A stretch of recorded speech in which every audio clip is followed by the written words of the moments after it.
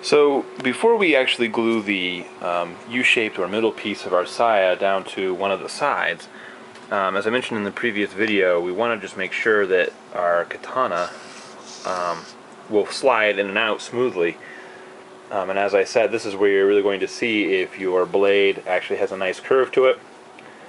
So at this point what we've done is we've taken a file or a rasp and some sandpaper and smoothed out the inside of this U-shaped bracket, and then all I've done is, before I've glued it, I've just put some clamps on it. Once it's lined up the pieces that I wanted on the back here, then I stuck my blade into the trough like so, and then I just kind of squeezed this top piece. I pushed it up against the blade lightly, not crushed it, but just slid it up next to it, then put another clamp there. And what that does is that emulates the actual saya, and the actual curve all the way up and down. So then basically what you're going to do is you're just going to place your hand on top of this trough just to make sure that your blade isn't coming up at any point. And you're just making sure that you don't get hung up. So you're just going to put your hand down and then just draw the sword out. And you can see mine comes out fairly smoothly. It's picking up a little bit because I'm doing it one-handed. But it slides out quite nicely. And it's making good contact all the way down. You can see that there's no huge gaps. As I'm sliding it out. No huge gaps on the walls, which is kind of what you want. You can see I'm starting to get a little gap because of our taper of our blade. It's actually part of the reason why I had you taper the blade in the beginning, was because it makes this process a whole lot more foolproof, in that the taper allows you to make sure that if you can get to the halfway point with the blade, you're starting to get to the taper. So this is actually going to be your widest point.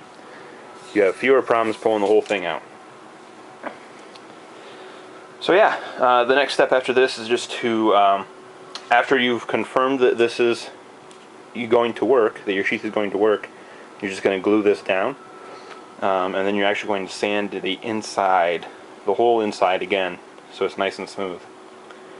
Now as to what to do, if for some reason this step, you can't make it to this step because either your blade is irregularly shaped, it doesn't have the nice taper, it doesn't have the nice curve,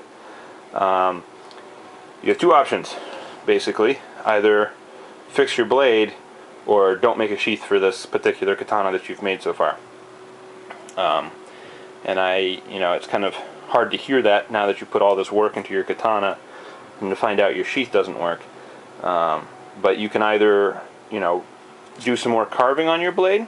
If you do put a little bit more taper on it, just maybe make sure you have that nice curve all the way through. But you really can't modify the shape of the saya, unfortunately. Only because if you make it too wide, you won't have that nice aesthetic curve all the way down. But if that's what you want to do, if you're okay with the saya not looking the same way all the way down, then you can try and cut this out a little bit wider down here, this U shape, or up here if there's a particular spot that's hanging you up. You can give it a shot. But those are pretty much your two options, are either to skip making a saya for that particular katana and try again, or make a new blade, or try and fix the blade you've got. But the next step, we're going to glue this U-shape down, now that I know that it works, and then we're going to just cut an outline the right size that we want. So after we've tested out our sheath to make sure that our curve of the katana is correct and that the sheath will work, it will draw out properly, we just need to trace an outline around the edge of the sheath that we have left, so that we can cut it out and actually have a good looking box. Now all I did was take, since like I had you do, is put this corner right on the remember this, the flush corner that I had you line up with the edge of the seppa? So that line is right where the seppa is going to be, and that's really what we're going for, is the width of the seppa that's sticking out. Just to show you real quick, is just this little distance right here. That's our goal. So we can just essentially, and I just do this with my hand, I just take that right at the edge, and then I drew it all the way down the length on this backhand side, down to the bottom. And then on the other side, what I did is a little bit differently. I started off with the same dimension from over here. I mean, I just took my pencil like that and then came back on the other side. But when I tried to widen up as I get to the top, so you can see the top is actually much wider than the front here. And that is because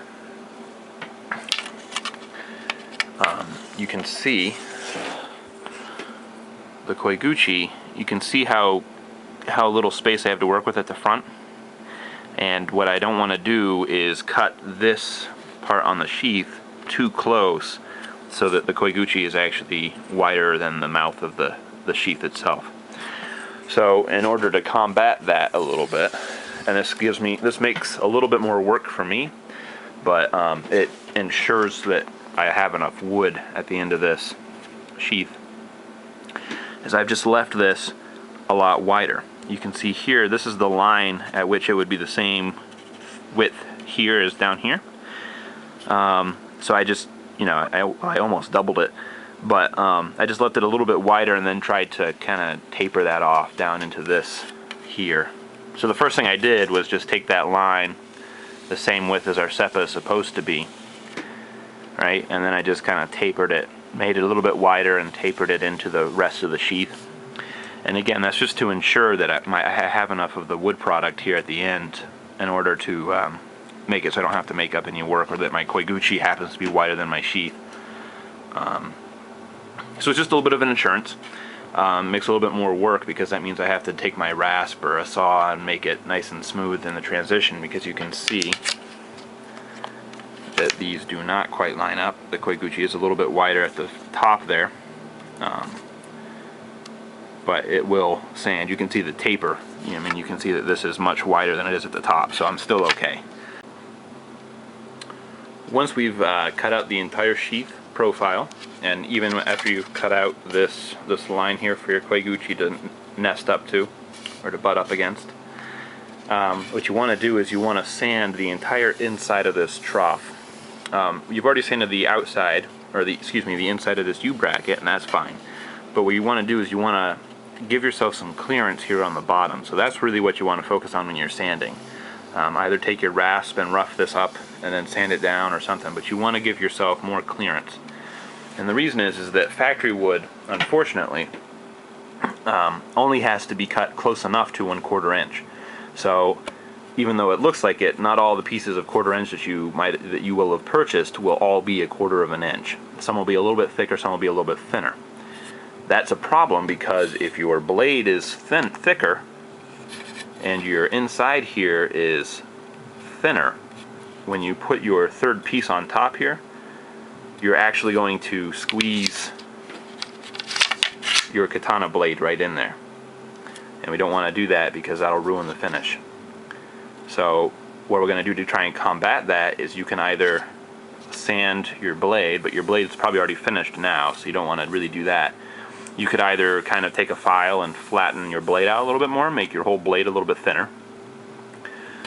And you can try and, give yourself a little bit more clearance down here in this trough. Now, you really couldn't do it until now, because you only want to sand what you have here. Because if you tried to sand an entire flat surface, you'd shorten the whole surface, but the thickness inside the trough, the depth of the trough would stay the same. So that's basically what you want to do. Now, you may not have to do this, and the way to test it is, of course, just to grab a third piece of your 1/4 inch wood, put your katana blade in there, and then put your a third piece on top. Clamp that, and then see if your sword will still draw smoothly. If it does, you don't have to worry about it. But if it's tight, then you're going to have to give yourself some clearance inside this trough, and you're going to just do that by trying to sand that out. So once you have that sanded, you can glue the third piece on top, and then cut the profile again, and then we will worry about lining your Koiguchi up with the top of your box part of your sheath.